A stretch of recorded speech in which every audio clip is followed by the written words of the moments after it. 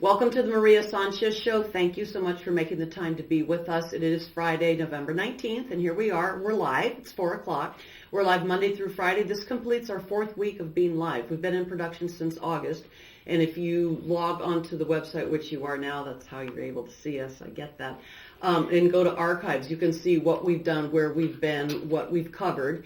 And we will show you after our segment with Nina, our pet correspondent who visits with us every Friday. The main thrust of our time with Nina is to promote no-kill adoptions, but we also go into any kind of subject about animals, about pets, about behaviors. So it's kind of a wide-ranging thing. But the main focus is about to promote adoptions from the no-kill shelters. We were at the President Ronald Reagan Presidential Library last night. We were simulcasting President George W. Bush's live visit there. That was his first public appearance since he has been out of office. Now, you would say, well, wait, I saw him last week on Oprah and Matt Lauer and all that stuff. Yes, he was in the public doing publicity, but he wasn't in the public. So last night was his first public broadcast. There were 1,400 folks there. It was sold out. It was a $95 price that included a signed book and dinner, and as well as his speech. So it certainly was a value. They sold out in 3 days, Melissa said. Melissa Giller, who was a guest of ours last night as well. So we're going to show you those conversations that we had prior to President Bush's speech last night after this segment today. And then we were also today at the Resource Conservation District's summary luncheon, which they've been in town all week. And Harold Edwards, the president and CEO of Limoneira, was the keynote speaker, and Limoneira also won their top award, coincidentally, as it happened. So, and then Monday we were at Cal State Channel Islands for the Hank Lacayo Institute launch. So we've been busy this week. So we're looking forward. Actually, it's going to be a quiet weekend for us for the first time in I can't remember how long. So thank you so much for joining us. And now, without further ado, we'll visit with Nina Rubin, our pet correspondent. Welcome again. Hi, Maria. Thank you so much. My pleasure. And why don't you let our viewers know a little bit about what you were doing today before the program? Oh, today before the program, I took my Phoebe to get her acupuncture visit. She was having a bit of problems this month, so normally we only go once a month, but for the past, I'd say 6 weeks, we've been going weekly, and this was a bi-weekly. We hadn't been there in 2 weeks. So, does she know what's going on? Oh, Maybe? Absolutely. So does she know, like, as you're driving there, because you take her by yourself, right? Well, let me start from the beginning when we walk out of when we're getting ready to go. I take the girls for their morning walk. If you're new to the program, there are 5 pets. 5 plus my daughter's dog, which makes 6. Okay. And then we come in the Rubin household. In the Rubin household. Then we come home from our walk, and I give the girls they share a container of yogurt and a banana. And then I have my breakfast, and then I say to Phoebe, "Come on, Phoebe, we're going on a road trip." And Phoebe, the tail goes up, the ears perk up, and she comes charging from the bedroom to go out to the garage door and waits till I open the door and then goes charging to the car. She knows exactly what we're doing and where we're going. And do the other girls get upset? Well, they're home with Daddy. Oh, okay. So, they come to the door. They'd like to go with me in the car, but, this is my time with Phoebe. Mm-hmm. Each of my dogs has their time with me during the day, during the course of the day to the evening. I make sure to spend special time, and Mark does too, with each of them. Just like children, they deserve their own time. Mm-hmm. So I also, I snack on nuts all day long. Well, on the way into acupuncture, Phoebe and I share a few nuts, and then we save the rest for after she gets needled. And she goes to visit. She loves to visit. She's very social, so she visits with the other doggies in the waiting room at the Sherman Oaks Veterinary Group where we go. And then she goes... So that's something else if you didn't catch that, because you put that aside. Oh. Nina drives from Ventura, where she lives with her husband Mark and their 5 dogs, plus their daughter's dog. Sherman Oaks. What do you call that? A daughter-in-law dog? Or whatever, a daughter dog. My granddog. Yeah. Granddog. 2 Sherman Oaks for Phoebe. For Phoebe. So knowing that you're that committed to acupuncture for Phoebe, and it's having seen such development and progress, would that not imagine what it could do for us? Oh, absolutely. I've had acupuncture. I've never had it. Oh, it's very relaxing. As a matter of fact, Phoebe had a little setback this week. Phoebe has a compromised immune system because she was paralyzed several years ago, and that causes her to pick up things that normal dogs wouldn't normally get. And I discovered that Phoebe had tapeworms this week. which you get from ingesting a flea. It could be just one little tiny flea. Yes, the flea carries the egg for the tapeworm, and if they swallow a flea, the tapeworm opens in their belly. And I discovered it when I watched what my dogs eliminate, and I happened to see it, and I had to treat her. So she was dewormed this week, and it set her off course.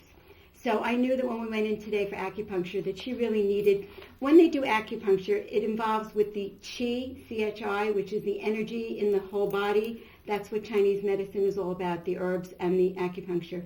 And those of you who don't like the touchy-feely stuff, it really is a thing about keeping the Qi on an even core. And Phoebe was just not herself this whole week. She got terrible diarrhea from the deworming medication. And we had to do it, obviously, because you can't live with a 6-inch worm in your insides attached to your... 6-inch? 6-inch, yes. Up to 6 inches. It doesn't necessarily have to be. It grows, the tapeworm grows in segments. And it's one tapeworm, and then it divides into... But it's in segments, yeah. And it comes, when it eliminates, and when you see it in the stool, it's little tiny, it looks like little pieces of spaghetti, which is how I knew she had a problem. Ew. Not contagious to humans. Almost too much information. Not contagious to humans unless you ingest their poop, so that's okay. Okay. So she went to acupuncture, and as soon as Dr. Lane started inserting the needles, Phoebe, once the needles are inserted, and she doesn't even feel them going in. They're paper thin. You could barely see them. And she gets 2 in her hindquarters, 2 in the middle of her back, 2 in the center of the back, 2 behind her ear, 2 down on her lower leg. And she sits still for this? She stands while she's putting the needles in, and then as soon as the needles are in, she lays down on the table. She relaxes. It's the most amazing. Does she lay on her tummy with her legs absolutely. spread? She lays down. Because you couldn't lean, because what they're that they're not on the side. They're more on the back. But she lays down, and I usually bring a towel from home for her to lay on, or they'll give me a towel or blanket at Sherman Oaks.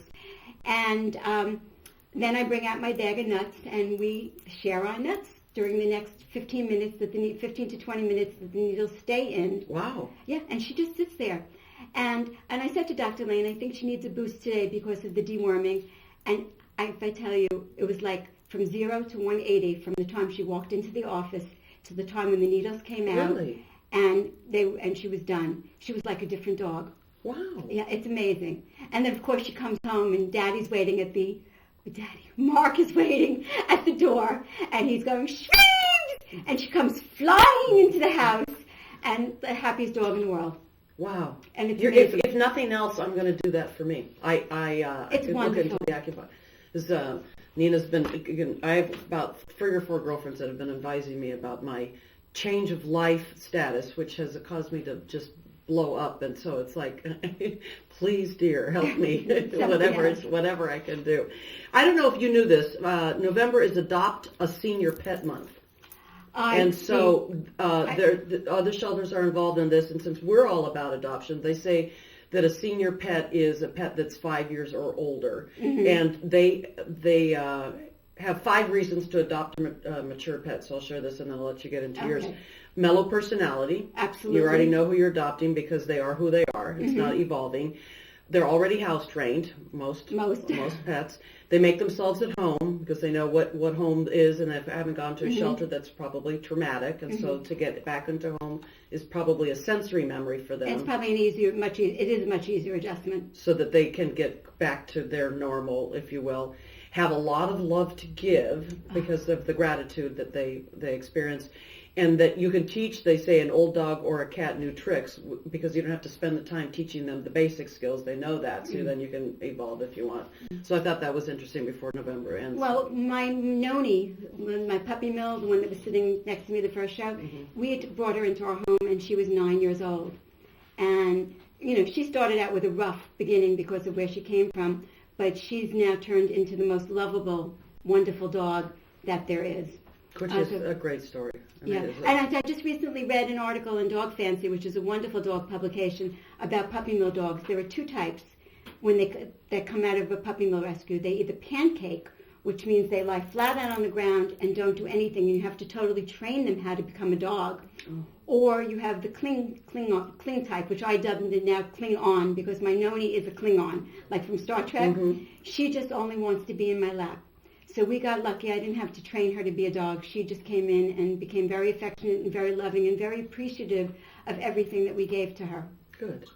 So we're going to take a quick break, and when we come back, what are you talking about? The holidays. I have two dogs and a guinea pig up for adoption today. Okay. And then tips for the holidays. And tips for the holidays. And then I have some information, too, about, since we're talking about animals, turkeys and Thanksgiving. And I am not a vegetarian, but the information that I have is probably a little unsettling. So we'll just leave it at that. You're watching the Maria Sanchez Show with our pet correspondent, Nina Rubin. We'll be right back. The Maria Sanchez Show is about the county, by the county, and for the county. Whether we're broadcasting live from the Ronald Reagan Presidential Library, checking in with the leaders in our communities,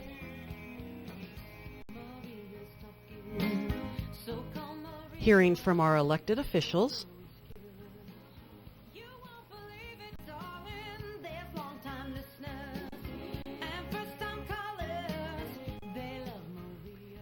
to promote public safety, preparedness, and wellness. We are here for the needs of Ventura County. The Maria Sanchez Show is also about entertainment and events. Sharing information, creating awareness, and supporting those in need. Won't you join us as we rewrite the rules of local television on the Maria Sanchez Show at www.kadytv.com. Welcome back to the Maria Sanchez Show. We are live. It's Friday, November 19th. Thank you so much for joining us. We're live Monday through Friday at 4 o'clock. And if you want to see what it is that we're about or do, that was a little synopsis that we played, that we call that our demo reel. But you're welcome to go through the archives and see where we've been, what we've done, what kind of guests we have. And we're getting ready for community involvement. So if you're a 501c3, we want to promote you, and we'll do that once a day. And then also we're looking for the community to step up and help kadytv.com get as involved as possible. So that obviously takes time and talent and finances. So if you have any questions, under Contact Us, it goes to info@kadytv.com or maria@kadytv.com, and I'll be happy to send it out, to answer, whatever. We're continuing our conversation with our pet correspondent. Nina Rubin is with us. And Nina, you're going to talk about some adoptions. Yes. And we're going to talk about pets and holidays. Yes. The first dog that I'd like to talk about is Samantha. We're going to bring it up on the board. Samantha, oh, there she is. Okay, cute. She's a pit bull mix. And I want to just, before I talk about her, as a matter of fact, one of the women in your office asked me, aren't pit bulls bad dogs? Mm-hmm. And unfortunately, that is the rap that they got because they are used for dog fighting. But pit bull is a dog, and a dog who is trained well and socialized well can be a wonderful dog. And if you look at that face that was shown with that big, nice smile, there she is. You could see that this is a sweet dog. Mm-hmm. She's 5 years old. She's 70 pounds, which means she's at her full weight, so she's not going to get any bigger. Samantha is good with children. She's taken agility classes. Even a dog that big has gone through agility classes and really does like doing her agility classes. What does that mean? Agility are, they go through tunnels and they climb bridges, and it's like an exercise. They're taught to do that? Yes, they are absolutely taught to do that. It's a way of exercising your dog. There are also agility class programs where you can go through the agility runs and you can win prizes with your dogs for them. It's a wonderful way to have fun and to exercise your dog at the same time, as well as socialize and meet people. The story about Samantha is an interesting one. She was rescued by a young man, and he had her for the 5 years of her life, and then he went off to college. She was too active for his mother, so her mother brought him to the shelter. Oh, that's a So shame. this is a good dog, socialized, that's good with children. She loves people. She gives kisses. She likes to be the center of attention. And she's now sitting in the dogs today are featured from the Canine Pals, the same shelter I did last week from Gladiator. Okay. So she's a good dog. She's housebroken. She's trained. She's got everything good about a dog, except that she's a little too exuberant for her owner's mother. Mm-hmm. So if anybody's interested, contact Canine Pals. The next dog that we're going to, and don't be afraid of a pit bull just because it's got the name pit bull. It's just for the connotation of the past. And speaking of pit bulls, I want to mention one other thing. Remember when we had the radio station, we did all the exposés on Michael Vick? Mm-hmm. Many of his dogs, and there have been several books now written about his dogs, are now in forever homes, is what we like to call the places that doggies go to after shelters, because they were rescued and rehabilitated. Right. In fact, one of them is famous because it's a therapy dog. Exactly. In the Bay Area, mm-hmm. and goes around and brings joy to I think hospital patients. Exactly. So that would talk about a great story. A wonderful story. So you shouldn't be fearful of a pit bull mix or pit bulls, Staffordshire Terriers, just because they say pit bull. If a dog is socialized properly and trained properly, it can be a wonderful dog. Now, our next dog that I think has just got an adorable face and a great smile is Bobby. There she is. He. Oh, Bobby is a he. Yeah, Bobby is a boxer mix. Now, boxers, you asked me to discuss about breeds. So mm-hmm. Boxers are high-spirited, they're playful and curious, they're very intelligent and eager to please. They're good for competitive obedience, which is similar to obedience, but it's actually competitive training. And they're very good with children, and they will get along very well with other pets. Now, Bobby's specifics are he's 1 to 2 years old and 55 pounds, so he also is full-grown, and I think he's just absolutely adorable. He does need to do basic obedience training. Obviously, the home he was in, they didn't do too much training with him. And he's still a handful on a leash, but that will becoming better on the leash will come with training and also with the use of a good harness. And I've talked about harnesses. I have to have one of my dogs in a good harness because she is a puller on a leash, and I'm so tiny she can pull me to the ground. Even though she's been trained to walk properly, she likes, if she sees something, she will want to go after it. Mm-hmm. So a good, safe harness leash is a wonderful asset. Boxer is not recommended for young children because she's a little too exuberant, and for the same reason she's not recommended for a household with cats. Okay. Now, today when I was in Sherman Oaks, wasn't able to get you a picture of this because I grabbed the flyer when I was at the Sherman Oaks Veterinary Group. There is a guinea pig that is looking for a home. The family is moving out of the country and cannot take the guinea pig with him. He's 3 years old, and his name is Crystal Caves, but of course it's a guinea pig, so I think you can rename him. The adoption is completely free. It's including his cage, his food balls, water, hay feeder, and the remaining stock of bedding material. And he's a low-maintenance pet that requires only once a day feeding and periodic cage cleaning, twice a month to replace the bedding. His diet consists of lettuce, carrots, orange, apple slices, parsley, and Timothy hay, which they also have the Timothy hay. So if anybody's interested in a free guinea pig, you can contact me at nina824@roadrunner.com. My information is also up on the website, I believe. And I will give you the information to get Crystal Caves. And do you know anything about guinea pigs? What they're like hamsters. I don't know their lifespan. If they're nocturnal, if they're... Believe it or not, they are. When I was having babies, which I had 4 and 5 years, I was raised with dogs, but I just didn't. I always used to say I don't have the patience. I'm body training people. So I let the kids have various caged animals, and the favorite one for us was a rat. So and they last up to 3 years, and they were all hand trained. Mm-hmm. And so we would take them out of the cage, and one of the rats I used to let have the run of the house. Really? And would always come back to the cage and get in to go to sleep or to drink or to eliminate. So, and I know a lot of women are like not rat phobic, because that's the tail, but to me they were just precious, and we were always very sad when they passed away. They only last, 3 years or something. I think guinea pig's lifespan is longer, but I grabbed the flyer as I was walking out of Sherman Oaks because I saw it was up for adoption, so I really didn't do a lot of research on them. So I can find out for the next time if you're interested. Okay. Okay.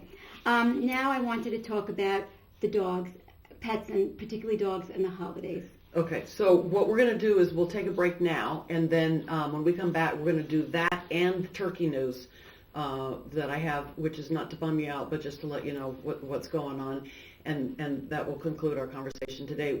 You're watching the Maria Sanchez Show with our pet correspondent, Nina Rubin. We'll take a quick break, and we'll be right back. That was easy. The Maria Sanchez Show is about the county, by the county, and for the county. Whether we're broadcasting live from the Ronald Reagan Presidential Library, checking in with the leaders in our communities,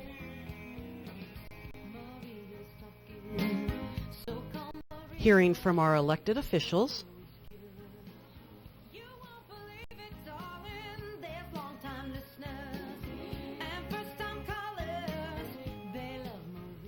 helping to promote public safety, preparedness, and wellness. We are here for the needs of Ventura County. The Maria Sanchez Show is also about entertainment and events. Sharing information, creating awareness, and supporting those in need. Won't you join us as we rewrite the rules of local television on the Maria Sanchez Show at www.kadytv.com. Welcome back to the Maria Sanchez Show. Thank you for taking the time to be with us. It is Friday, November 19th, and we are live. Our studios are in downtown Ventura. And as the little promo says there, we are about the county, by the county, and for the county. Coming up on Monday, we have Robert Worthley with Crime Stoppers visiting with us. He visits with us every Monday and talks about the most wanted in the county. This week, he shared 6 names, and 3 at last count, maybe 4 have been apprehended already. So the response is getting quicker and quicker, which is we're so proud of. We also have a new guest coming on Monday. His name is Donnie Casamisi, I think. Did I get that right? He owns DMC Transmissions. He's going to talk to us about what you need to know before you get in your car if you're traveling for the holidays. And then we have Marianne Rooney visiting us on Monday. Also, she's the first woman elected to the Oxnard Harbor Commission. And so that's all coming on Monday. So we hope you'll make time for us then. Now we're continuing our conversation with Nina Rubin. Nina is, speaking of traveling, is going to talk about pets in the holidays. Well, not so much traveling, more about having visitors and foods to avoid and keeping your pet safe during the holidays. Okay.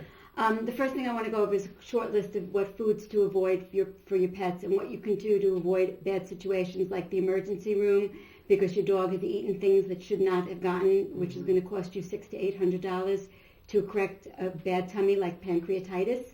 The first thing, of course, is alcoholic beverages. Even if your guests think it's kind of funny to give your dog a sip out of your drink, alcohol can cause coma and death. Okay. So that's the number reason. 1. Yeah, very good reason. Number 2, most of us know that chocolate is extremely toxic to the nervous system of dogs, so chocolate is always a no-no to doggies. Fat trimmings. Fat trimmings are deadly. That can cause what I just mentioned before, the pancreatitis. Pancreatitis can be manageable, but it's very costly, and it can be deadly. Grapes, raisins, and currants have an unknown toxin that damages the kidneys.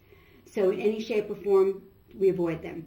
Macadamia nuts as well are something that dogs... Now, I give my dogs nuts. Mm-hmm. My dogs eat walnuts and almonds and pecans and sunflower seeds, but I would never give them a macadamia nut because that is on the list of no-nos. Moldy or spoiled food. Some people think that, all right, it's a little old, I'll still give it to the animal. It's very bad for them. Mushrooms.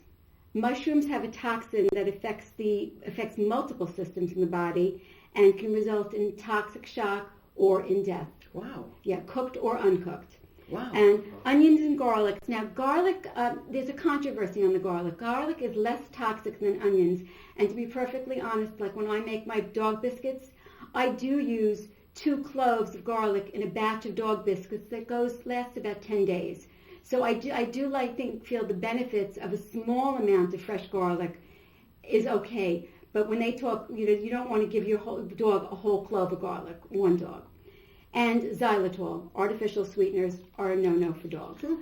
So that's it on the foods. Now, one thing that I think is very, very important, whether you're either visiting someone or you have a child who's visiting you or you are pet sitting, so many times, I'm sure you've seen them, and I know I do, and it breaks my heart, you see on the lampposts, my daughter is visiting, her dog got out, please help me find. But the dog only has a tag saying, my name is Pixie and I live in, Idaho. Right. When you have a pet visiting, you must put on a tag with a phone number, contact number of where your pet is going to be at the moment you are visiting. Because if that dog gets out and it's not aware of its surroundings, it can end up at the pound and it can end up being adopted out because you don't get there.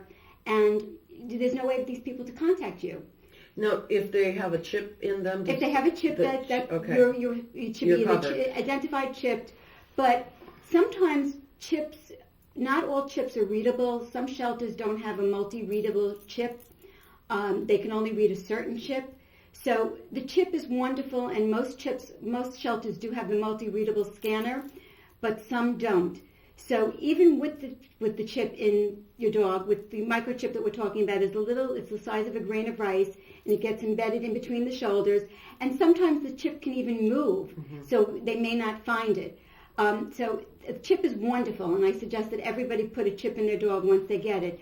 But the little tag that goes on the collar, at PetSmart, I think it's like $6.99 now, that you go and you engrave it yourself on the machine, just as an added precaution when you're visiting. I mean, my dog to me is worth $1 million. If any of my dogs, if anything happened to them, I would be devastated. If I'm going someplace, my dog is going to have an extra tag put on it so that people know where to contact me. And I also advise in regular tags not to use your regular home phone number, but to put your cellular number, which you do. Most people these days carry your cell phone with you all the time. Right. So that's on tags. Now, you should also inform your guests of your house rules. Like, I feed my dogs a little smidgen of my food at the end of the meal, but I would prefer nobody else give my dog snacks. And in the line of that, one of the vets at Sherman Oaks, we were talking about the TV show today, he said, and he used to work in an emergency room for pets, he said that he had so many hundreds of dogs visiting after Thanksgiving and Christmas, and their bills were, like I said, between $600 and $800 for upset stomachs from overeating from getting scraps and things. He suggests that you get a beautiful canister, or not even beautiful, but a plastic Tupperware canister, and have your children, grandchildren, or you decorate it with bows and your dog's names on it, special treats. And you can just break up rice cakes. You can put your doggy biscuits in it. And let your guests know, if they feel so inclined to give your dog a treat, that this particular container is special treats for your animal when they're visiting. So that they always It's like, leave my dogs alone. Well, people used to say to me, because I always I raised my children so that they would speak to my peers as Mr. and Mrs. or Doctor and whatever, and my generation isn't comfortable with that because it's like, that's not me, that's my dad. And I was like, no, it's not. And then they'd say, no, I want them to call me Bob, or I want them to call me Alan, or I want them to call me Nancy. And I'd say, no, I'm the parent, and I get to say, and they said, well, what about you? I said, that would be your job. You tell your children what you want them to call me. My job is to tell my children what to call you. The problem is, when your guests have had a couple of drinks, their inhibitions are lowered, and they're going to probably not listen to what you have to say. So you need to provide them with something up front that they can do, so that you're not harming the furry loves of your lives. Right. You just have to give them an outlet. The other thing is to take extra precautions with candles, because dogs with fluffy tails can knock over a candle. And secure trash bins. Now, may she rest in peace, my Rusty, who we lost a year ago, April, is the reason that I now have a very, very expensive trash can that opens like a butterfly, because she used to be able to get in the trash. I don't know how. She learned to step on it and open it up. I mean, we used to come in. At one point, I put a 15-pound weight on top of the trash can to discourage her from going into the garbage. It's amazing that she stayed alive for the 13 and a half years that she did, because she used to just get into the trash. So you don't want them getting into the trash lids, trash. And the last thing is like to keep a whereabout on your pet's whereabouts, because your guests can leave a gate open. You want to just make sure that doors are secured, gates are secured, that you know where your pets are at all times. Can I ask a question, since this is internet television, about Sure. the same thing? If in fact you're traveling with that pet to get somewhere and you have to go on an airline, are you going to allow the TSA representatives to do a body search on it? I don't think my pet would object to a body search. I think my pet would enjoy a body search. Cavities and all. Yeah. And in the event that you do have a problem, here in Ventura County, we have 3 pet emergency clinics. 2 right here in Ventura, right close to each other, and 1 that's in Thousand Oaks. PEC, which is on South Victoria, and they have a sister hospital on Moore Park Road in Thousand Oaks. And then the one that we've used, that's the one that did Phoebe surgery, is VMSG, and they are on Sperry Avenue, which is right the block after Ivy Lawn Cemetery. And VMSG also has, we talked about the rehabilitation, you and I talked about the pet rehabilitation center that was in the newspaper. VMSG also has a full rehabilitation center. That is where Phoebe did her underwater therapy when she was paralyzed. Underwater therapy. Okay, and then going on to turkeys. And thank you for that, Nina. That was really informative. There is an Adopt a Turkey campaign out there, and talk show host Ellen DeGeneres is the spokesperson for it. And there's an event that's being held in, it says Orland, California, which I don't know where that is, or Watkins Glen, New York, on November 20th. It's called Celebration for the Turkeys. So what they're hoping that you'll do is you'll adopt a turkey and not eat a turkey. They said that the turkey industry is raising 242 million turkeys. It's a $3.6 billion industry, and 46 million are being slaughtered for Thanksgiving. So I'm not against, I think that man is superior to animals. So I understand why we eat animals. And as I said, I'm not a vegetarian, but I'm getting more and more sensitive to the treatment of the animals. And so here they mentioned that turkeys here's what happens with turkeys. That when they're born, they said that at birth, the babies are de-beaked so they won't injure other birds. They're packed tightly together in pens, and some farms cut off parts of their toes to make more room for other turkeys there. Animal behavior experts say that turkeys are social animals. They recognize each other's voices. They bond and show affection and emotions. Because the males are given hormones to fatten up their breasts especially, they cannot reproduce naturally because they can't mount. So they milk the males for their semen and artificially inseminate. So knowing all of that now, I think it's worth saving money to buy the organic free-range turkey. Have mine ordered. Because with that in mind, I just think, okay, that's cruel. And they say they're prescient, because I interviewed somebody who did this camera, please, Rod. Did somebody who talked about the chickens that go up the ramp as they're getting their heads cut off, like the guillotine, and that they would move their heads under the wing. Yeah. So on that note, have a lovely weekend. When we come back, we're going to take a quick break, and when we come back, I'm going to introduce to you the segment that we did last night at the Ronald Reagan Presidential Library for President George W. Bush's visit to Ventura County. We'll be right back.